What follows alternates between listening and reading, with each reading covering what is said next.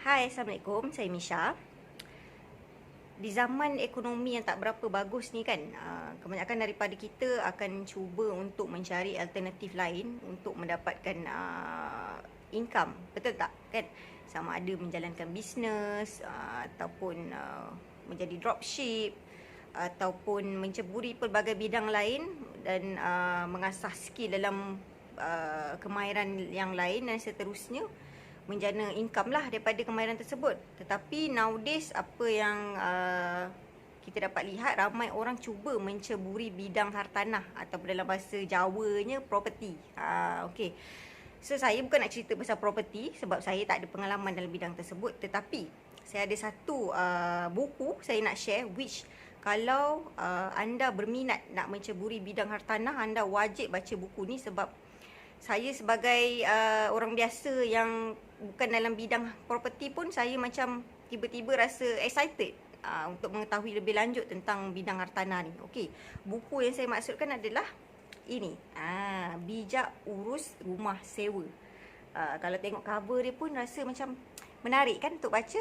Macam tu jugalah saya mula-mula terpandangkan buku ni, saya terus macam wow, macam menarik. Tak seperti buku-buku biasa yang kalau kita tengok cover pun kita dah rasa bosan dan tak rasa pun nak baca. Tapi this one, buku ni tengok cover dia yang ala-ala hipster konsep dia, which memang berbaloi lah untuk dimiliki. Sebab saya yang bukan dalam bidang property pun saya tertarik nak baca. Firstly because tajuk dia sendiri pun dah membuatkan saya rasa saya patut memiliki buku ni. Okay, Bijak Urus Rumah Sewa. Sebab saya pun saya dan suami pun ada rumah yang disewakan. Jadi kami pun tak ada pengalaman, which melalui buku ni actually saya dapat banyak lah poin-poin penting yang perlu ada dalam setiap penyewa. Bukan penyewa lah, maksudnya tuan rumah kepada penyewa, which dalam buku ni macam-macam diceritakan daripada zero to hero dalam bidang property, which ditulis oleh penulisnya adalah Bija dan Fida, which mereka ni ada pengalaman dalam bidang hartanah lebih kurang 5 tahun.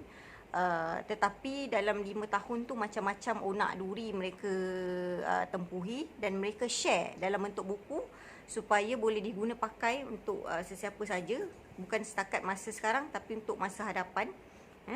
Dan apa yang menarik pasal buku ni, dia memberikan tips daripada awal untuk anda menceburi bidang hartanah sehinggalah anda sukses satu hari nanti. Okey, macam mereka-mereka yang baru je nak berjinak-jinak dalam properti, inilah kitab pertama yang saya rasa anda patut miliki. Sebab penulis mengajar macam mana nak set up sebelum terjebak dalam bidang hartanah ni. Set up bukan dari segi nak beli rumah, tapi dari segi kewangan anda macam mana, dah urus dengan baik ke belum. Itu pun diajar dalam buku ni sedikit sebanyak, membantu. Yang paling best buku ni, tengok isi dalam dia pun membuatkan saya teruja nak baca. Sangat cantik, berwarna-warni. Okey, apa yang penting dalam buku ni, setiap bab tu diterangkan dengan simple, padat, tapi penuh isi yang senang difahami.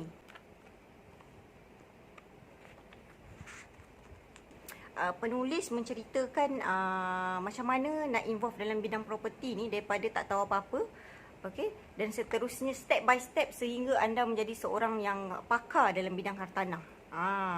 Bayangkan mungkin anda tak tahu sebenarnya anda layak memiliki rumah tertentu, tetapi dengan cara pengiraan dan juga kaedah yang penulis gunakan, baru kita akan terfikir macam, oh, boleh sebenarnya kalau kita nak beli rumah dengan gaji kita sebanyak ni. Cuma kita tak tahu cara macam mana nak dapatkan rumah mengikut gaji ataupun kelayakan yang kita ada. So dalam buku ni diceritakan tentang tu. Okay, and then macam mana nak pilih penyewa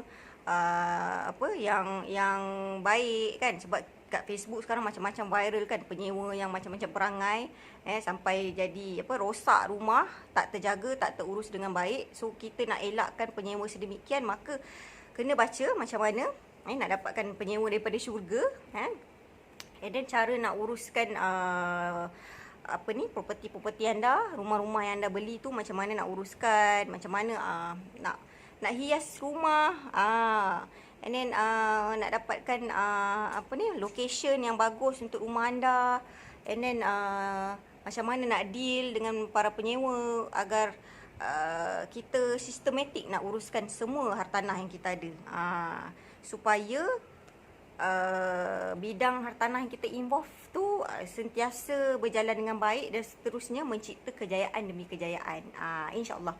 Okay, so saya sarankan anda dapatkan buku Bijak Urus Rumah Sewa ni, sebab terlalu banyak benda yang anda boleh dapat daripada buku ni, walaupun tak adalah setebal mana pun, sekejap je boleh habis. Kalau anda concentrate dalam sejam dah boleh siap baca habis dah.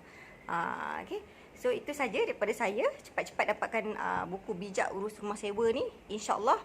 Sekiranya ada rezeki, anda pasti berjaya dalam bidang hartanah yang anda ceburi. Alright, itu saja daripada saya. Bye-bye.